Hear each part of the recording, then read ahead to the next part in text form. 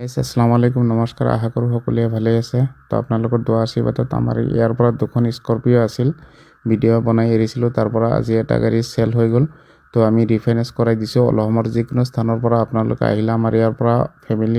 family কাৰ এখন লৈ যাব পাৰিব তো স্ক্ৰীনত নাম্বাৰ আহি আছে আপোনালোকে কণ্টেক্ট কৰাকৈ আহিব কণ্টেক্ট নকৰাকৈ কেতিয়াও নাহিব ৰিকুৱেষ্ট কৰি কৈ থাকোঁ সকলো ধৰণৰ যিকোনো ভিডিঅ'ত আমি কৈ থাকোঁ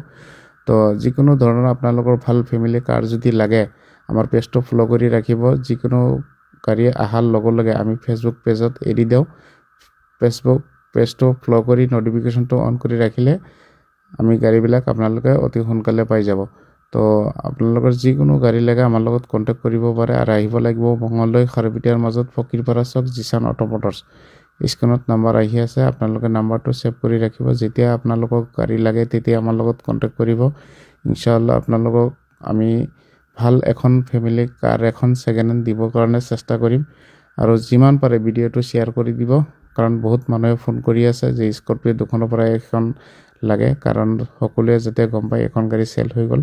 আৰু এখন গাড়ী আছে এতিয়ালৈকে ল'ব পাৰিব ভিডিঅ'টো যিমান পাৰে লাইক কমেণ্ট শ্বেয়াৰ কৰি দিব লগতে আমাৰ পেজটো ফলো কৰি ৰাখিব